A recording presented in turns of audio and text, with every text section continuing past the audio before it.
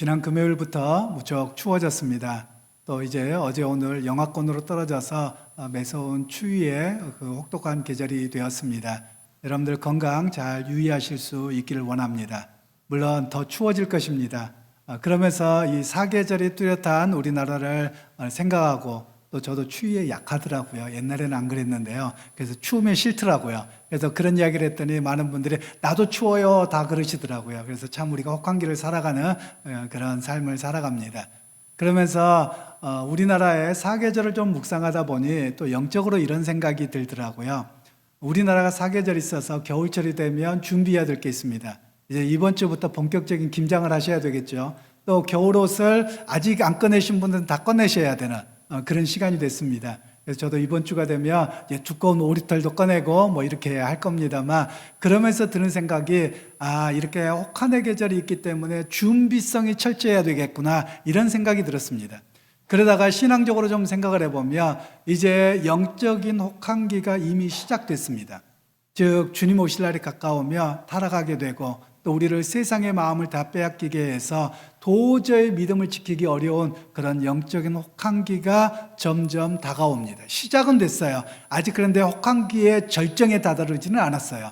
그러면서 우리가 신앙의 준비가 잘 이루어져야 되겠구나, 이런 생각을 하게 되고 고백을 하게 됩니다. 여러분에게도 그런 역사가 있기를 소원합니다. 영적 혹한기에 흔들리지 않는 믿음으로 설 수 있는 우리 모두가 되기를 소원합니다. 여러분, 우리 옆에 분들에게, 주위 분들에게 이렇게 인사하시면 좋겠습니다. 영적 혹한기에 믿음이 흔들리지 마십시다. 이렇게 축복하시면 좋겠습니다. 영적 혹한기에 믿음이 흔들리지 마십시다. 영적 혹한기에 믿음이 흔들리지 마십시다. 그렇습니다, 여러분. 영적 혹한기에 여러분의 믿음을 잃어버리게 하는 일들이 무척 많을 겁니다. 세상에 염려가 있고요. 그리고 먹고 사는 문제가 어렵고요. 그리고 세상의 즐거움이 너무 많습니다. 이런 걸로 인해서 우리의 믿음을 다 흔들어버리는 그런 시대가 이미 시작되었습니다. 그리고 더 심해질 것입니다. 그 가운데서 믿음을 잃어버리지 않고 흔들리지 않는 그런 우리 모두가 되실 수 있기를 주님의 이름으로 축원합니다. 사실 오늘 우리가 살아가는 사람들과 대화를 하다 보면 한결같은 이야기를 합니다. 삶의 무게, 어깨에 짊어진 무게가 무거워요 라고 하시는 분들이 있어요. 사실 우리의 삶의 무게가 어렵고 무겁기는 합니다. 그런데 여러분, 우리가 무엇을 바라보느냐에 따라서 달라집니다. 과거에 비하면 우리가 많은 것들을 가지고 있고 많은 것들을 누리고 있습니다. 그리고 자녀들의 학비가 없고 배를 골게 할 만한 그런 상황들이 아님에도 불구하고 오히려 무게를 더 크게 느낍니다. 왜 그런 줄 아십니까? 세상의 메시지에 속고 있어서 그렇습니다. 왜냐하면 세상은 우리에게 눈앞만 바라보게 하거든요. 당장 내일에 대한 걱정하게 만들거든요. 그게 세상의 메시지고요. 사실은 사단이 우리 그 안에서 우리를 속이고 있다는 사실입니다. 믿음의 사람들은 어떻게 합니까? 비록 혹한기가 있고 어려움이 있더라도 하나님이 나와 함께 하십니다. 그리고 나와 동행해 주실 것을 믿습니다. 이렇게 고백하고 살아가는 것입니다. 여러분, 그래서 우리 안에 끊임없는 싸움이 있습니다. 내적인 싸움이죠. 세상의 메시지에 계속 속고 있는 나 자신과, 그리고 그래도 나는 믿음으로 살아가야 되겠다고 결단하는 내 자신이 있어야만 합니다.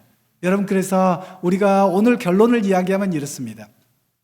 우리에게 계속해서 사단은 세상 나라로 살아가라고 이야기합니다. 세상의 근심과 걱정과 세상 것만을 추구하고 살아가려고 하는 그런 세상 나라를 추구하게 하는 그런 메시지가 있고, 그리고 하나님의 나라로 살라고 하는 주님의 메시지가 있습니다.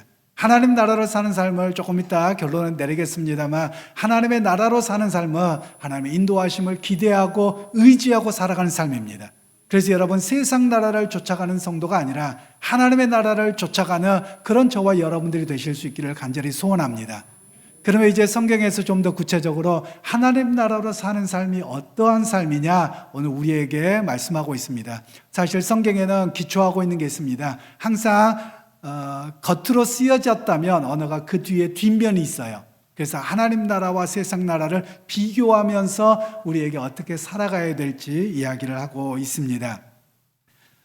성경은 우리에게 끊임없이 믿음에 대한 이야기를 하고 하나님 나라를 이야기합니다. 이것을 가리켜서는 형이상학이라고 말합니다. 그러나 세상에서는 형이하학, 좀 이렇게 어려운 말을 썼습니다. 그 내용들을 설명을 하기를 원하는데요. 먼저 14장 13절 말씀을 우리가 한번 읽고 제가 형이상학과 형이학에 대한 좀 설명을 하도록 하겠습니다. 그런즉 우리가 다시는 서로 비판하지 말고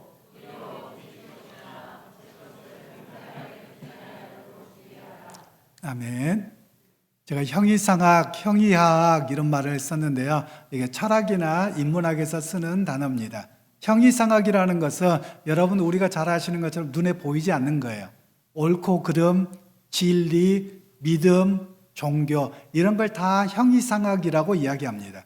형이학이라고 하는 건 뭐냐면 지금 여러분 앞에 보이는 제가 들고 있는 종이 또는 마이크 또는 눈에 보이는 물질 먹는 것 이런 모든 것을 가리켜서는 형이하학이라고 이야기를 합니다.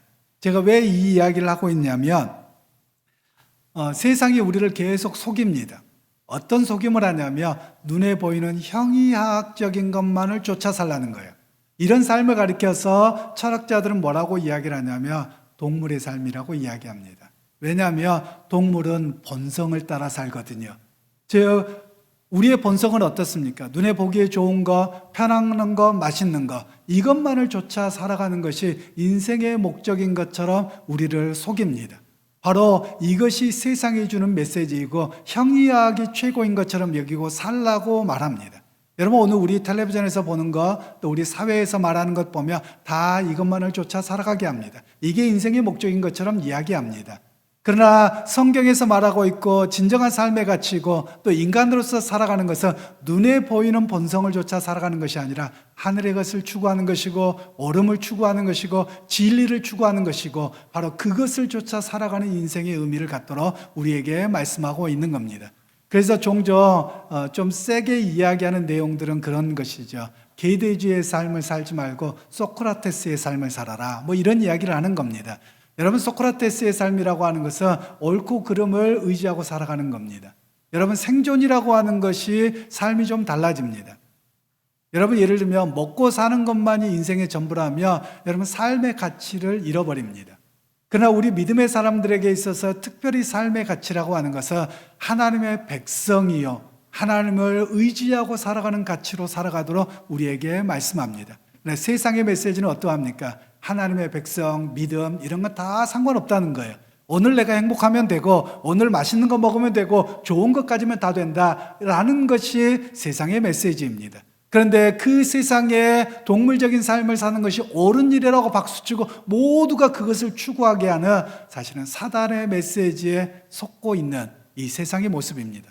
혹시 오늘 우리 그리스도인들도 혹시 하나님을 이용해서 이 땅에서 잘 되는 것만을 바라보는 혹시 그런 본성적인 삶으로 속고 있다면 여러분 깨어나실 수 있기를 간절히 소원합니다. 오늘 본문에서 이야기는 사실 먹는 문제와 관련되어집니다. 먹는 문제로 인해서 심한 갈등이 생겨져 있는데요. 우리는 먹는 문제로 크게 갈등하지 않습니다.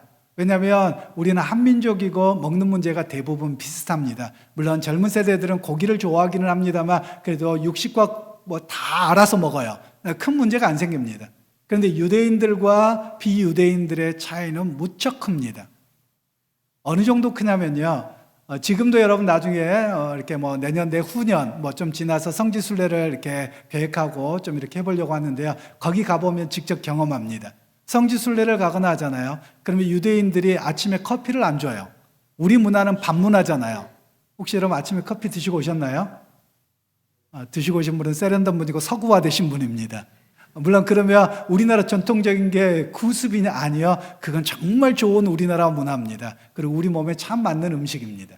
그런데 저도 외국 생활을 오래 하다 보니까 저도 서양화가 조금 되어서 아침에 빵과 커피를 먹고 옵니다. 그런데 여러분 서양에 나가면 아침밥 없어요. 빵밖에 없어요. 근데 빵과 커피를 마십니다. 그런데 아침에 센 커피를 마시지 않아요.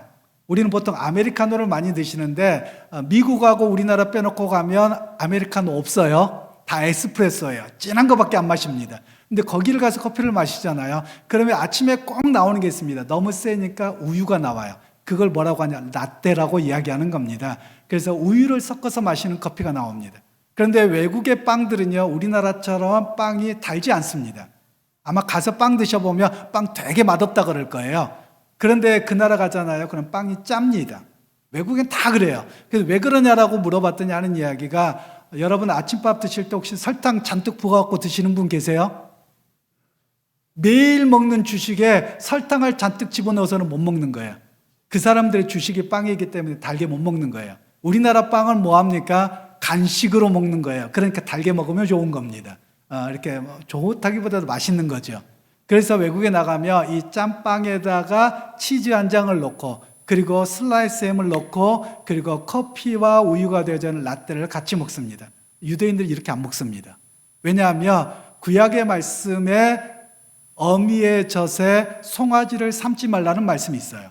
그래서 이 우유를 마시고 햄은 고기로 만들어지잖아요. 이걸 먹으면 뱃속이 뭐가 돼요?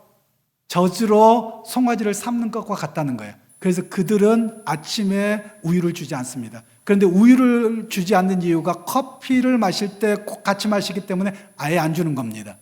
3시간 뒤에 줍니다. 그리고 먹으려면 자기가 나가서 알아서 먹어야 돼요. 그런 삶을 가지고 있어서요. 그런 정도의 삶이 여러분 지금도 그러한데 옛날에는 어떻겠습니까? 그런데 여러분 비유대인들은 어떻습니까? 아니 원래부터 우리 먹던 건데 뭐가 문제인데 이렇게 된 거예요. 그리고 또 유대인들은요, 여러분 요즘 같은 추운 날 따뜻하게 추어탕 먹으면 맛있잖아요. 유대인들은 추어탕 안 먹습니다. 못 먹습니다. 절대 안 먹습니다. 또 여러분 가을철에 낙지 얼마나 맛있어요. 그 사람들 안 먹습니다. 율법이 금합니다. 비늘 있는 것 못 먹습니다. 미꾸라지 전혀 먹지 못합니다. 그런 삶이에요. 그런데 이방인 그리스도인들은 어떻겠습니까? 다 먹는 거예요. 여러분 또 돼지고기도 안 먹습니다. 왜냐하면 구약 성경에 보면 굽이 갈라진 것, 그리고 되새김질 하는 것만 먹으라는 거예요. 그래서 그들은 돼지고기를 먹지 않습니다. 이방인들은요, 돼지고기 먹는 게 여태까지 먹고 왔어요. 그런데 갑자기 유대인들이 야, 니네 구약 성경에 보면 먹지 말라 그랬는데 왜 그건 먹고 그래? 라고 이야기하게 된 겁니다. 그랬더니 로마의 그리스도인들은 어떻게 해요? 아니 여태까지 우리 먹고 살았는데 갑자기 먹지 말라 그러면 우리 보고 어떡하라고, 이러고 이제 싸움이 난 거예요. 그 가운데서 사도 바울이 오늘 본문의 메시지를 이야기하고 있는 겁니다. 먹는 걸로 서로 시험 들지 말라는 거예요. 그리고 먹는 걸로 서로 비판하지 말라는 거예요. 복음의 가치 속에서 보면 돼지고기를 먹든지 안 먹든지 비늘 있는 걸 먹든지 안 먹든지 중요하지 않다는 거예요. 그럼 뭐가 중요하냐? 니네는 안 먹으니까 내가 다 줘! 이러는 게 아니라는 거예요. 어느 날 우리 음식을 차렸습니다. 그런데 이방인이 차렸어요. 생각을 못한 거예요. 그러고서 돼지고기를 딱 삶아놨습니다. 그런데 유대인들은 들어오지도 않는 거예요. 그러면 그 중에 꼭 이상한 사람들이 있어요. 더 맛있다. 니들 안 먹으니까 다 내라. 내가 그것까지 먹을 거야. 이렇게 이야기하는 사람이 생긴 거예요. 그래서 오늘 성경에서 말씀은 누구를 배려하라는 거예요? 이 사람을 배려해야 되는데 배려하지 못함으로 인해서 갈등이 일어났다라는 이야기를 하는 겁니다. 그래서 오늘 교회 안에서도 마찬가지입니다. 식사를 하다 보면 배려가 필요해요. 또는 사람들을 만나는 문제에서 배려가 필요하다는 것을 오늘 이야기를 합니다. 그리스도인의 삶의 방식은 무엇이냐? 배려하고 이해하는 것입니다. 여러분 실제로 이게 머리로는 아는데요, 참 쉽지 않습니다. 여러분 결혼 생활에서 여러분 좀 몇 년까지 싸우시던가요? 지금까지 싸우죠? 여러분 아내도 안 바뀌는 거예요. 남편도 안 바뀌어요. 그런데 우리는 전부 다 뭐라고 합니까? 나한테 다 맞추라는 거예요. 그런데 여러분 같이 사는 사람도 안 바뀌는데 누가 바뀌겠습니까? 그래서 서로 비난하고 서로 비판하지 말고 있는 모습을 그대로 받아들여주고 이해하면서 살아가라 라고 하는 것이 오늘 본문의 메시지라는 것입니다. 그래서 오늘 우리 믿음의 사람들이 가져야 될 일들은 항상 조심해야 됩니다. 말과 행동을 무척 조심해야 됩니다. 종종 이런 경우가 있습니다. 말이 센 사람들이 있어요. 그러면서 꼭 하는 말이 있죠. 뭐라 그래요? 뒤끝이 없대요. 근데 당한 사람은요, 뒤끝 있어요, 없어요? 뒤끝 남아서 상처가 되더라고요. 그러니까 항상 우리에게 뭘 이야기하냐면 남의 입장에서 생각해서 그 사람을 배려하는 언어를 쓸 필요가 있음을 우리에게 말씀하고 있는 겁니다. 이것이 바로 하나님 나라의 백성으로 사는 말과 행동과 삶의 모습이다라고 이야기를 합니다. 그리고 이제 두 번째로 사람에게 있어서 먹고 사는 문제가 무척 중요합니다. 그러면서 교회 공동체는 이 먹는 문제로 인해서 시험거리가 되지 않아야 된다, 이런 이야기를 조금 더 구체적으로 이야기를 하고 있는데요. 20절로 23절 말씀을 다시 한번 합독하도록 하겠습니다. 음식으로 말미암아 하나님의 사업을 무너지게 하지 말라.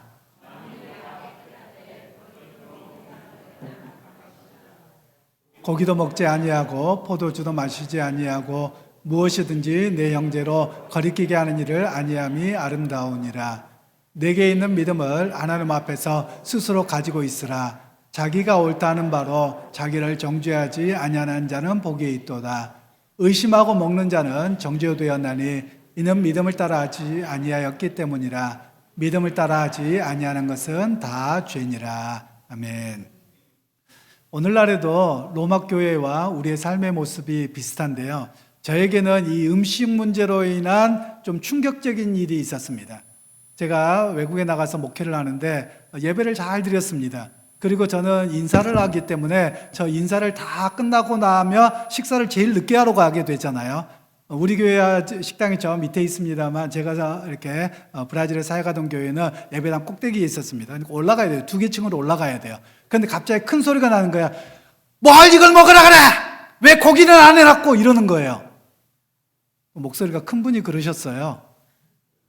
그래서 순간 놀랐습니다. 아니, 음식이 떨어졌나? 음식이 부족한가? 이러고 해서 다들 얼어버린 거예요.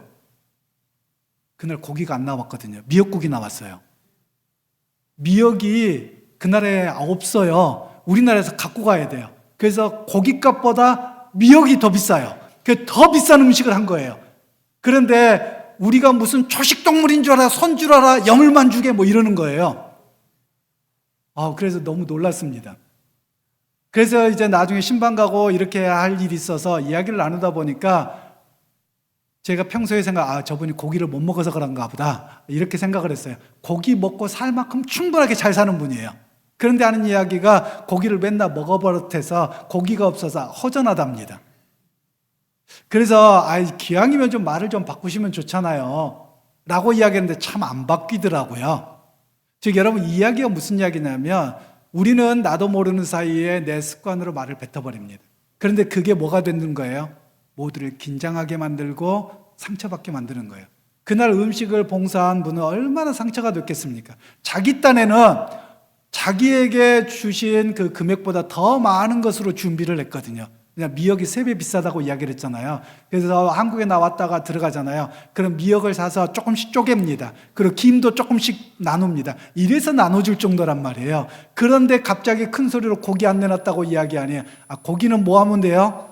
집에서 마음껏 먹으면 되고요. 그리고 밖에 나가 사 먹으면 돼요. 그런데 꼭 교회에서 와서까지 이래야 되느냐? 사실 저도 상당히 시험에 들었던 그런 시간들이 있습니다. 여러분, 또 제가 과거에 섬기던 교회들에서 점심 식사가 꼭 국수로 나온 교회가 있어요. 그러면 여러분, 국수 안 좋아하면 밥 드시면 되잖아요. 교회가 준비 안 됐으면 나가서 드시면 돼요. 그런데 꼭 뭐라 그래요? 맨날 국수만 준다고 뭐라고 하는 거예요. 여러분, 맨날이 아니잖아요. 일주일에 한 번이잖아요. 교회 일주일에 한 번이잖아요. 그런데 그냥 드시면 되고 마음에 안 들면 밖에 나가서 드시면 되는데 맨날 국수라고 이야기하더라고요. 그래서 여러분, 좀 우리가 이런 배려가 필요하다는 거예요. 꼭 무엇을 내 마음에 안 든다고 표현하기보다도 여러분, 내가 익숙한 게 있죠. 내가 좋아하는 음식이 있죠. 그러나 여러분, 교회에서 그렇게 수고하고 애썼으며 그를 배려하고 감사함으로 고백하는 것이 우리의 모습이어야 함을 성경은 이야기를 합니다. 비단 음식의 문제만이 아닙니다. 말과 행동도 마찬가지입니다.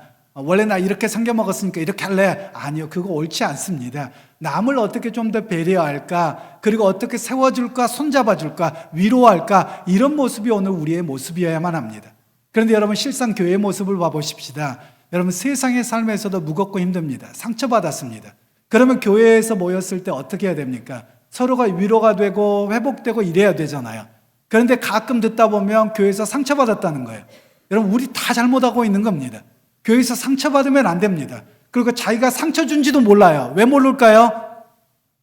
자기가 어떻게 말하고 행동하는 걸 모르기 때문에 그러합니다. 그래서 오늘 그리스도인들에게 말하고 있는 것은 자기의 삶의 모습을 되돌아보라는 거예요. 그래서 남이 좀 위로받고 회복될 수 있는 믿음의 모습으로 서야 됨을 오늘 우리에게 말씀을 하고 있습니다. 그래서 오늘 우리에게 말씀하는 것은 믿음의 성숙을 이야기합니다. 즉, 내가 평소에 살아갔던 삶의 모습이 아니라 한 단계 성숙해서 배려하고 이해하심 속에서 살아가는 것, 바로 우리 교회 공동체가 나아가야 될 모습으로 우리에게 이야기를 합니다. 그러면서 이제 세 번째로는 이런 먹는 문제, 삶의 문제, 언어 문제, 행동의 문제를 하나님 나라와 결부시켜서 오늘 성경은 이야기합니다. 그러면서 세상 나라와 하나님의 나라가 어떻게 다른 것이냐, 그냥 교회 밖이 세상 나라가 아니라 우리 안에서 우리의 말과 행동하는 속에서 세상 나라로 사는 사람이 있고 하나님 나라로 사는 사람이 있는데 하나님 나라로 어떻게 살아가야 되는가, 이런 이야기를 우리에게 하고 있습니다. 17절로 19절 말씀을 다시 한번 합독하도록 하겠습니다. 하나님의 나라는 먹는 것과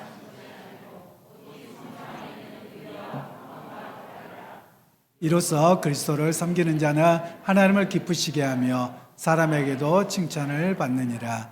그러므로 우리가 화평의 일과 서로 덕을 세우는 일을 힘쓰나니. 아멘. 오늘 17절 말씀에는 사실 뒤에 숨겨져 있는 행간의 의미가 있습니다. 하나님의 나라는 이렇게 되어져 있잖아요. 그러면 앞에 문제가 생긴 모든 것을 뭐라고 이야기하냐면 세상 나라는이 깔려 있어요. 즉 세상 나라는 먹는 것, 그리고 자기 말하는 것, 행동하는 것, 유대 문화냐 로마 문화냐, 이것 갖고 사람들과 씨름하고 상처를 주었다는 거예요. 이건 세상의 문화라고 세상의 나라라고 사는 것이라는 거예요. 하나님의 나라는 먹고 마시는 것이 아니라 성령 안에서 의와 평안과 희락이라, 이렇게 말씀합니다. 이 말에 여러분 중요한 의미가 있습니다. 성령 안에서라는 거예요. 성령 안에서와 세상 안에서를 우리에게 비교합니다.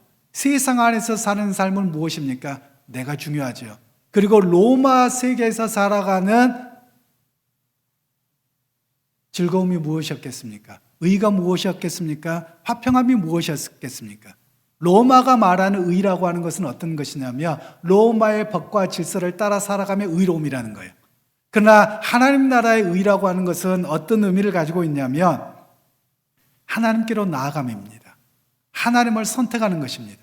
세상을 선택하는 것이 아니라, 눈에 즐거운 것을 선택하는 것이 아니라 믿음을 선택하는 것, 하나님을 선택하는 것, 바로 이것을 의로움이라고 이야기를 합니다.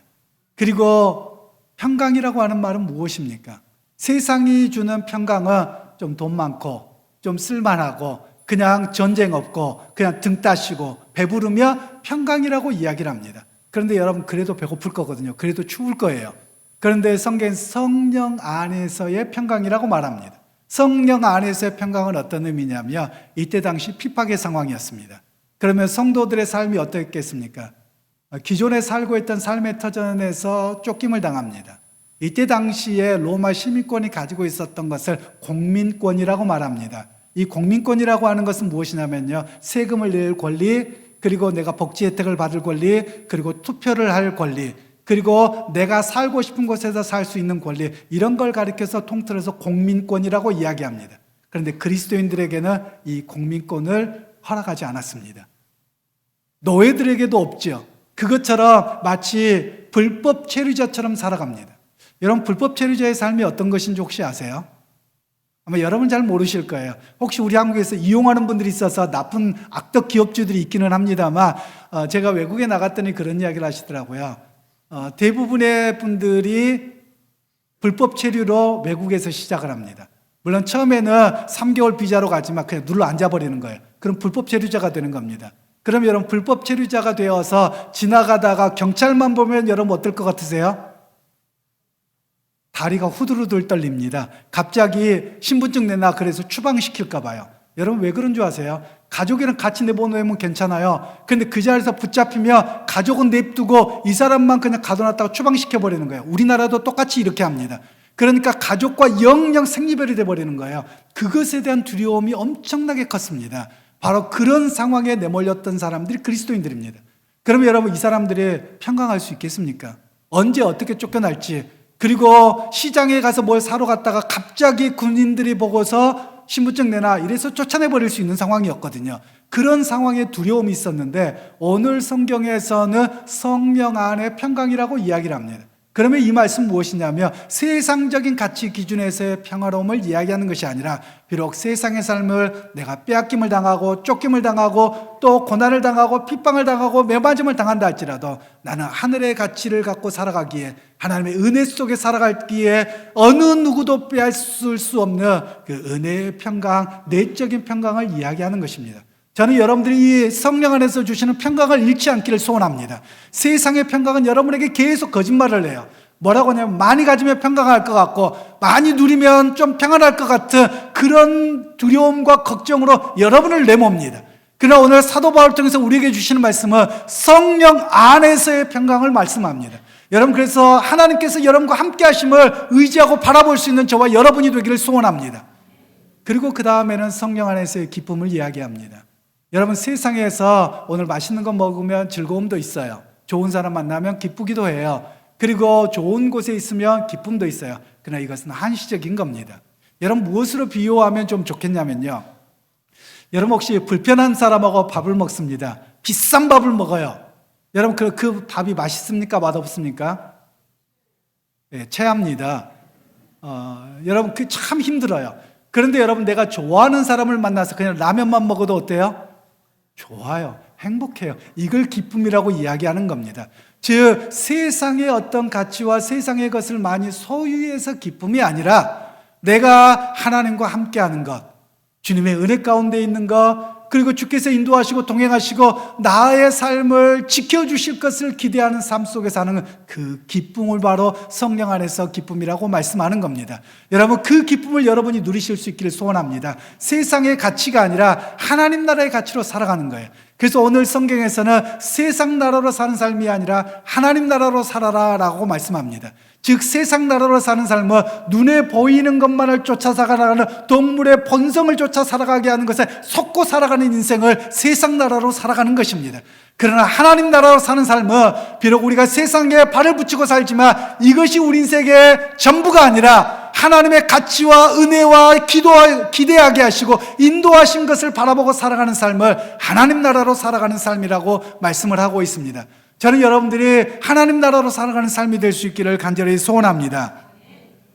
하나님 나라의 기쁨은 하나님과의 깊은 인격적인 관계 속에서 오는 기쁨입니다. 그 은혜를 누리고 살아가는 자리에 여러분이 설 수 있기를 간절히 소원합니다. 그래서 여러분, 우리가 선포하십시다. 나는 세상 나라가 아니라 하나님 나라입니다. 여러분, 한번 저를 따라서 하실까요? 나는 세상 나라가 아니라 하나님 나라입니다. 나는 하나님 나라로 삽니다.